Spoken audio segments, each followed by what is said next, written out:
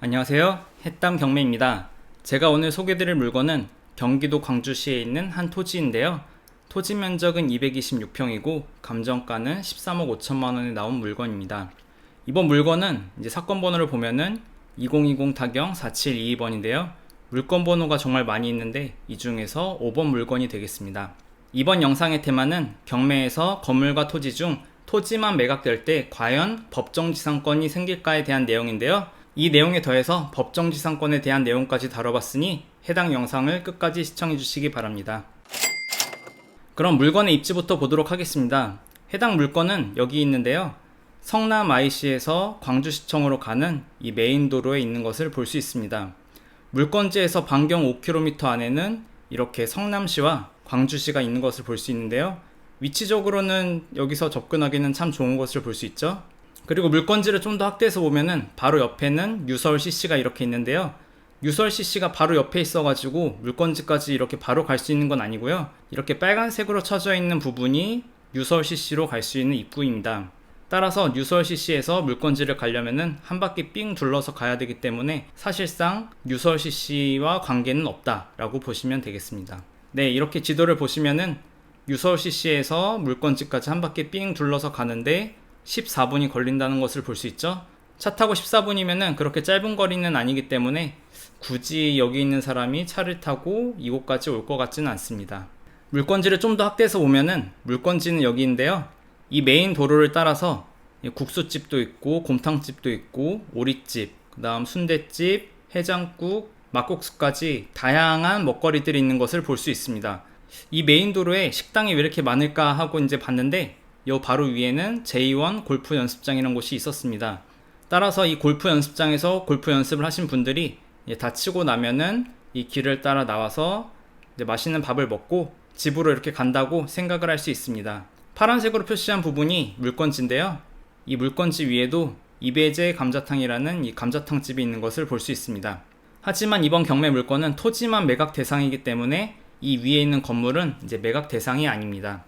그렇기 때문에 제가 이번 테마를 건물과 토지가 같이 있는 상태에서 토지만 경매로 나왔을 때 과연 법정지상권이 성립되는가로 잡은 이유입니다. 그럼 해당 물건지 주변의 로드뷰를 보도록 하겠습니다.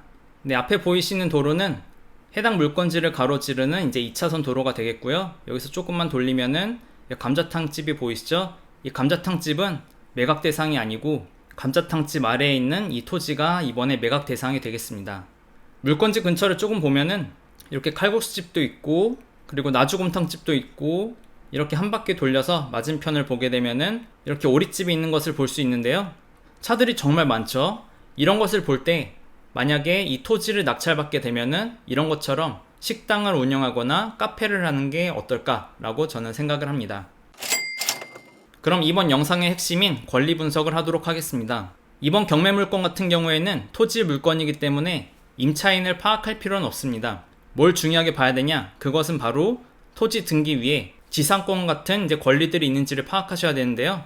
먼저 토지 등기부 현황을 보시면은 소유권 다음에 바로 경매 개시 결정 등기가 있는 것을 볼 수 있는데요. 이 사이에 뭐 지상권이나 다른 복잡한 권리들이 없는 것을 볼 수 있죠. 이번 경매 물건 같은 경우에는 토지 등기부 상으로는 깨끗한 물건으로 보이는데 가장 큰 문제가 뭐죠? 바로 건물과 토지가 같이 있는데 토지만 경매 매각 대상이란 것입니다. 여기 보시면 해당 토지 위에 있는 건물의 소유자는 현재 오땡영이라는 분인데요. 건물의 등기부를 보니까 201타경 53462번으로 경매가 진행됐던 흔적이 있었습니다. 그래서 이 경매가 어떻게 진행됐는지 제가 확인을 해봤는데요. 여기 보시면 201타경 53462번 물건번호 2번이었는데요. 이 경매 같은 경우에는 건물만 매각이라고 돼 있죠. 그리고 현재 변경이 되어서 경매가 진행 중인 상황은 아닙니다. 기일이 변경되었기 때문에 경매가 취소될지 아니면 다시 나올지 그것은 아무도 모르는 상황이고요. 다시 경매 물건으로 돌아가서 이 건물의 소유자 오땡영이 누구냐 하면은 바로 토지 등기부에 나온 이 공유자 중 한 분이란 것을 알 수 있습니다. 여기 오땡영, 여기 토지 등기부에 오땡영 보이시죠? 따라서 토지는 여러 명이 지분으로 가지고 있는데 건물은 지분을 가진 사람 중 한 사람 명의로만 소유권이 되어 있다는 것을 알 수 있습니다. 그러면은 이 경우에 토지만 낙찰된다고 하더라도 이 건물의 법정 지상권이 인정이 될까요? 그럼 먼저 법정지상권이 무엇인지 설명드리기 전에 지상권을 먼저 설명드리겠습니다. 지상권이란 무엇일까요? 이거와 비슷한 개념으로는 전세권이 있는데요. 우리가 다른 집에 들어가 살기 위해서는 이제 전세를 살게 되죠. 그것을 등기부 등본에 전세권이라고 설정을 할 수 있는데요. 그거와 똑같이 토지를 사용하기 위해서는 지상권이 있어야 됩니다. 등기부 등본에 토지주의 허락을 맡아서 이제 지상권을 한번 설정하게 되면은 그 이후로는 소유주의 의사와 상관없이 정해진 기간 안에서는 마음대로 사용을 할 수 있습니다. 그렇게 토지를 사용할 수 있는 권리를 지상권이라고 보시면 되는데요. 만약에 예를 들어서 내가 어떤 토지를 토지주의 허락을 받아가지고 지상권을 30년을 설정했다고 해볼게요. 이런 경우에는 토지주의 허락이 없더라도 30년 동안은 내가 집을 지어도 되고 농사를 지어도 되고 내 마음대로 할 수 있다는 것을 의미합니다. 이처럼 토지를 사용할 수 있는 권리인 지상권을 파악하는 것은 정말 중요한데요. 그럼 법정 지상권이란 무엇일까요? 이 법정 지상권은 등기부 등본상에 지상권이라고 설정되어 있지 않더라도 법적으로 토지 위의 건물에 대해서 지상권을 인정해 주는 것을 의미합니다. 그럼 법정 지상권은 어떻게 생길까요? 먼저 토지와 건물이 있는데 그 소유자가 동일해야 되고요. 그 다음 두 번째는 대출이 건물과 토지가 아니라 토지에만 대출이 잡혀야 되고요. 그 다음 세 번째로는 소유주가 대출을 갚지 못해서 토지만 경매로 나와야 됩니다. 그 다음 네 번째로는 경매로 나온 토지가 낙찰이 되어서 건물의 소유자와 토지의 소유자가 달라지게 되면은 건물의 소유자에게 법정 지상권을 인정해 주게 됩니다. 이게 무슨 말이냐?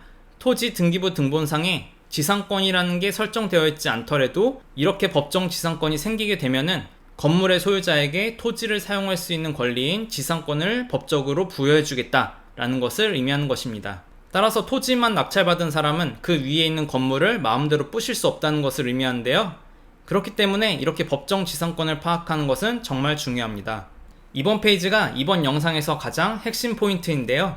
이번 경매물건처럼 토지의 소유자는 여러 명이고 건물의 소유자는 저소유주들 중에 한 명일 때 법정 지상권은 과연 성립이 될까요?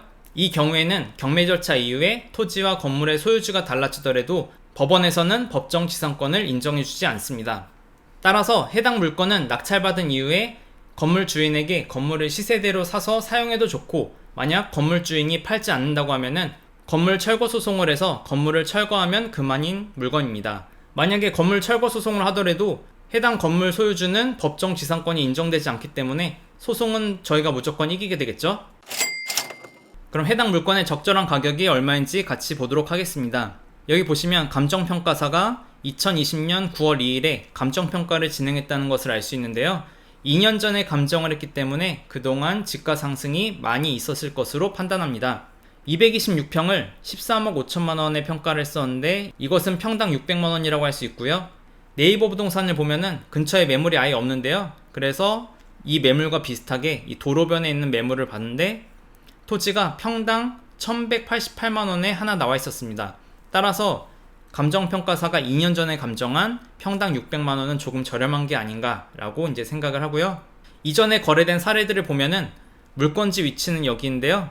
메인 도로에서 많이 떨어진 이 단독주택은 평당 530만 원에 거래가 됐었고, 메인 도로에서 많이 떨어진 이 단독주택도 평당 637만 원에 거래가 된 것을 볼 수 있습니다.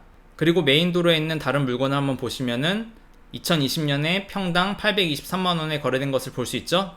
이런 것들을 종합해 볼 때 메인 도로에 붙은 해당 물건지는 현재 감정가가 평당 600만 원인데 상당히 저렴하다는 것을 볼 수 있죠. 하지만 이렇게 거래 사례들이 없기 때문에 현장 부동산 임장을 통한 가격 파악은 필수인 물건입니다. 해당 물건은 1차 매각기일이 6월 27일에 예정되어 있고 최저 매각 가격은 13억 5천만 원, 평당 600만 원에 나와 있습니다. 그리고 한번 유찰이 되면은 9억 5천만 원부터 시작하고요. 평당 420만 원입니다. 해당 토지 같은 경우에는 대로변에 있는 활용도가 매우 높은 토지이고 법적인 권리 문제가 있는 물건도 아니기 때문에 1차에서 충분히 신권으로 낙찰될 가능성이 있는 것으로 저는 판단합니다. 그럼 결론입니다. 해당 물건의 장점은 대로변에 있는 토지이고 토지 규모가 226평이나 되기 때문에 활용도가 매우 높은 토지라는 점이 있습니다. 제가 만약에 낙찰을 받는다면 식당, 카페, 마트 등을 할 것 같은데요. 여러분들은 어떻게 생각하시나요? 그 다음 해당 물건의 단점은 낙찰 이후에 토지 위에 있는 건물이 하나 있었죠. 그 건물주와 협의를 해서 건물을 인수하면 토지를 빨리 사용할 수 있는데 협의가 안 되면 건물 철거 소송을 해야 된다는 단점이 있습니다. 철거 소송을 하게 되면은 아무래도 건물을 철거하는데 시간이 오래 걸리겠죠? 그럼 총평을 하겠습니다. 해당 물건 같은 경우에는 낙찰받아서 시세 차익을 보고 매도해도 좋은 물건인데요. 하지만 그것보다는 실제로 식당이나 카페를 운영하실 분이 직접 낙찰을 받아서 이 토지를 활용하는 게 좀 더 좋아 보이는 토지라고 저는 생각합니다. 이번 영상에서는 법정지상권이라는 조금 어려운 내용을 다뤄봤는데요. 유익하셨나요? 제 영상이 유익하셨다면 구독과 좋아요, 알림 설정 꼭 부탁드립니다. 감사합니다.